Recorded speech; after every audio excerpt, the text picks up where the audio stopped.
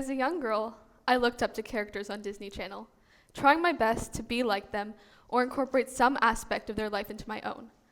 I attempted to dress up like Emma Ross, walked around with the songbook just like Allie Dawson, wanted to build tunnels through the walls of my house like Parker Rooney, and looked up to Teddy Duncan for her personality and super cool bedroom. Sometimes these characters' lifestyles were easy to live up to. A quick shopping trip to Justice allowed me to believe that I had the fashion sense of Emma Ross. And a random notebook I found lying around in my house became my new songbook, just like Allie Dawson's. Some aspects, however, were a little less achievable, like building a massive system of tunnels through the walls of my house like Parker Rooney. Nevertheless, even with my occasional failure to meet these crazy standards, the idea of comparing myself to others was ingrained into me.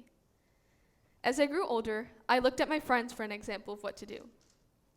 In elementary school, I wanted the same games they had and wanted my sticker collection to be as big as theirs.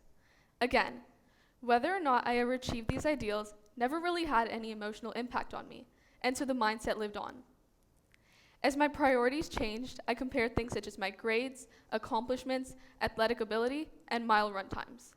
These comparisons sometimes brought me down, as they weren't always as easy to achieve as finding a notebook and writing lyrics about my life as a 9-year-old. Instead, they required hard work and dedication. I tried my best to meet some of these ideals and often failed, but this mindset really started to take a toll on me when I was diagnosed with leukemia, and some of these expectations became impossible to live up to. Let me give you a little backstory. I was diagnosed with leukemia when I was 11 years old and received 2.5 years of chemotherapy.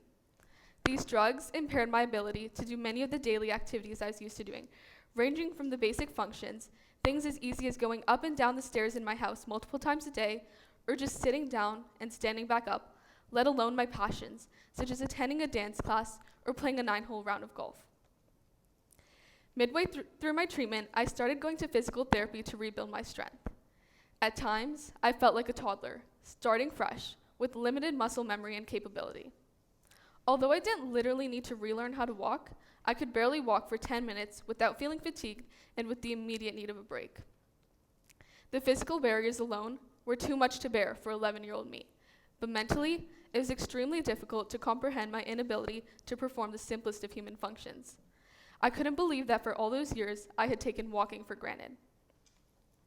As a young girl with a limited understanding, I came to the conclusion that I would be back to 100% as soon as my treatment ended, but that wasn't exactly the case. My treatment came to an end around 2.5 years ago, but some of the side effects, mainly my lack of strength, have lasted. Over the years, I have worked to regain strength and get back to my energy levels pre-treatment. The way I think of it, I unlock a new level in a game every time I move beyond my comfort zone. Once I move on to the next level, a new range of various activities opens up to me, and I no longer consider them physically straining. A couple months after my treatment ended, I attended a dance convention. I had rejoined dance classes prior to my treatment ending, but would only do a couple hours throughout the entire week. In this convention, I did 6 hours in a row for 2 days, which, is probably a reasonable expectation from a healthy child, but for me, it was a big deal. By the end of the weekend, I could barely feel my legs, but I also knew that I had just unlocked a new level. I had pushed myself enough to go past my current strength, and after this big push, it would become easier and easier to do things requiring similar amounts of energy. Still, I sometimes face a boundary where I get to a point where I feel like I can't cross. It's the feeling of being stuck at one level of a game, with the same rules as all the others and a slight increase in difficulty. For whatever reason, this level is extra challenging and feels impossible to cross, but you keep trying, even though you may start to lose motivation along the way. Then finally, you end up passing, and it all of a sudden seems so easy. You wonder how there was ever a time where you couldn't do the same activities in your sleep. That's exactly how I feel when pushing my limits. Certain levels are pretty easy to cross, yet others take a little longer. So backstory aside, because of my experiences, I'm no longer able to do some of the things as my peers can on a physical level.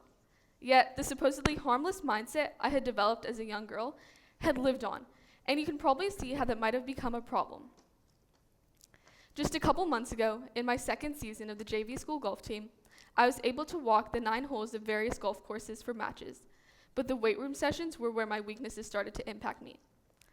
At these sessions, we were asked to do multiple exercises, and if we did a couple reps correctly, the coach would allow us to add more weights or increase the difficulty in some other way. Over the weeks, all my teammates were able to reach higher and higher levels, yet I was stuck at the same level, barely able to do the simplest versions of some of the exercises. I disregarded the fact that I had received 2.5 years of chemotherapy and that my body was at a different place, while the rest of my teammates had been growing up as healthy kids without the same setbacks. The fact that I couldn't do everything my teammates were able to was enough to put me down and bring back my comparison mindset. But this time, I wasn't comparing myself to the characters on TV and fulfilling these ideals through a shopping trip with some new clothes or packs of stickers. My hard work and dedication would only take me so far as to slowly improve, yet the results would take a while. This time, it was physically impossible for me to meet the same standards as my peers. It was discouraging to see that I was no longer capable of fulfilling my comparison mindset.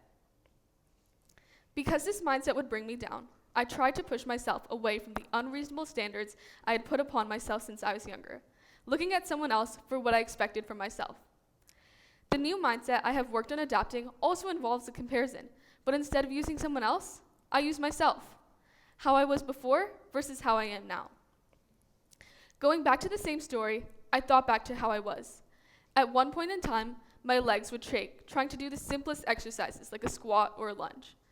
In these weight room sessions, I was doing almost complete proper squats with added weights or increased reps. So for me, it was a step up, a new level unlocked in my game. One fact that I have to accept is that I won't always be able to do everything physically that my peers can. To make up for it, I have to alter my mindset and some of my practices. We tend to look at those around ourselves to set a standard for where we should be at in our own lives, yet everyone would feel quite a lot more fulfilled if they created their own personal benchmarks. The idea of normal, a societal construct, may persuade you to adhere to a universal path with set objectives, yet this path takes no consideration to what you've been through. Yeah, it was normal for most kids my age to be able to do the exercises we were told, but given my circumstances, this was an unreasonable expectation for me. Chances are, no one around you has been through exactly what you have, whether it was an injury, traumatic experience, mental illness, or anything else. So if your experiences, the things that shape your life and affect your priorities, aren't shared, is it really fair to hold yourself accountable to the same standards? Probably not. If we actually took time to curate aims for ourselves, we'd realize that 90% of the time, our goals would be different from what we've seen one of our classmates do or something we've seen on TV. This means that reaching the normal isn't always doable or even worth it. For me, I use my leukemia and its impacts on my health to set goals, which for the most part are different from those around me. And unlike my example of a physical setback, your experience can be something mental, social, emotional, or a spiritual event that has impacted you. Each of these and more is reason enough to look apart from the norm. And most importantly, remember to celebrate every little milestone as well as the big victories. At the end of the day, although I don't have the same style as Emma Ross, perfect grades like some of my peers, or reach what is considered the norm, I'd say I'm right where I want to be. So yeah, there's my big revelation. Setting personal benchmarks instead of using universal standards. Living in the era of unfulfilled New Year's resolutions, let's make it our mission to stick to this one. Thank you.